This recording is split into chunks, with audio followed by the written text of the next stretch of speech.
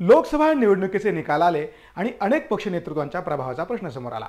लोकसभा निवडणूक जाहीर झाल्यापासून भाजपकडनं आम्ही महायुती म्हणून 45च्या पुढे जागा जिंकू असा नारा दिला गेला, परंतु सामान्य मतदारांनी हे सगळं नाकारलं। हेच या निवडणुकीतनं समोर आलं। भाजपला 2 आकडी संख्याही गाठता आली नाही, तर दुसरीकडे काँग्रेसने एका जागेवरनं 13 जागांवर पोहोचत राज्यात 1 नंबरचा पक्ष ठरवण्याची कामगिरी केली आहे। त्यापाठोपाठ अजित पवारांचाही देखील मोठा पराभव झाला। दुसरीकडे शरद पवारांचं मात्र महत्त्व पुन्हा एकदा अधोरेखित झालंय। महाराष्ट्रात भाजप आणि देवेंद्र फडणवीस हे एक समीकरण आहे। सध्या तरी राज्यातील भाजपमध्ये सर्वात ताकदवान नेता कोण असं म्हटलं तर फडणवीस यांचं नाव समोर येतं। प्रामुख्याने फडणवीस यांचा मोठा प्रभाव विदर्भात आहे। मात्र विदर्भातील नेते नाना पटोले हे महाराष्ट्र काँग्रेसचे प्रदेशाध्यक्ष आहेत आणि त्यांच्या नेतृत्वात काँग्रेसने जोरदार कमबॅक केले। त्याचबरोबर राष्ट्रवादी काँग्रेस पक्षात मोठी फूट पडल्यानंतरही मतदारांनी शरद पवारांना साथ दिली आहे।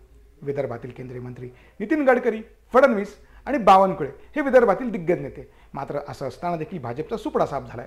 सुधीर मुनगंटीवार यांना बळच घोड्यावर बसवणं चांगलंच अंगलट आलंय। हक्काची रामटेकची जागा गमवावी लागली। अमरावतीच्या पक्षातील ज्येष्ठ नेत्यांनी विरोध केला असतानाही नवनीत राणा यांना पक्षात घेऊन उमेदवारी देणं, अशोक चव्हाणांचा काहीच प्रभाव कुठे पडला नाही, अशा अनेक गोष्टी अंगलट आलेल्या दिसल्या। एकंदरीत झालेला पराभव पाहता फडणवीस यांच्या नेतृत्वावर देखील मोठे प्रश्नचिन्ह उपस्थित केले जात आहे। फडणवीस यांनी मात्र मला राज्यातून मोकळं करा असं देखील बोलून दाखवलंय। दुसरीकडे चर्चा आहे ती काँग्रेस आणि प्रदेशाध्यक्ष नाना पटोले यांची, कारण 2019ला फक्त एका जागेवर मिळालेलं यश असताना पटोलेंच्या नेतृत्वात महाराष्ट्रात काँग्रेसने जोरदार मुसंडी मारली। एका जागेवरनं थेट 13 जागांवर ते पोहोचले आहेत। यामध्ये प्रामुख्याने लक्षात घेण्याची गोष्ट म्हणजे एकटा चलो रे चालणार नाही हे लक्षात घेऊन बेरजेच्या राजकारणाला महत्त्व दिलं।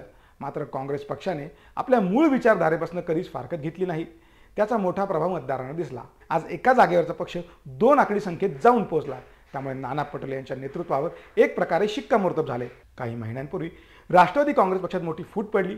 अजित पवारांनी बंड करत भाजपसोबत जाण्याचा निर्णय घेतला। इतकंच नाही तर पत्नी सुनेत्रा पवार यांना सुप्रिया सुळे यांच्या विरोधात उमेदवारी देखील दिली। मात्र या गोष्टीचा मतदारांवर काहीच परिणाम दिसून आला नाही। शरद पवार यांचा प्रभाव कायम दिसून आला। पक्ष फुटला तरी खचून न जाता शरद पवारांनी पुन्हा लोकांमध्ये जाण्याचा निर्णय घेतला आणि त्याचा मोठा परिणाम पाहायला मिळाला। गेल्या 6 दशकांच्या आपल्या राजकीय अनुभवाचा कस लावत पवारांनी अनेक नवीन गणितं मांडली आणि ती यशस्वी देखील झाली। 10 जागांपैकी थेट 8 जागांवर पवारांच्या पक्षाला मोठा विजय मिळाला आहे। त्यामुळे बारामती आणि महाराष्ट्रात प्रभाव आहे तो शरद पवारांचा हे पुन्हा एकदा अधोरेखित झाले। एकंदरीत निकाल पाहता फडणवीसांचं गणित चुकल्याचं दिसून आलंय, तर नाना पटोलेंचा डाव यशस्वी झाला आणि पवारांचा प्रभावही राज्यात कायम दिसून आलाय। ही माहिती तुम्हाला कशी वाटली आम्हाला कमेंट करून नक्की सांगा।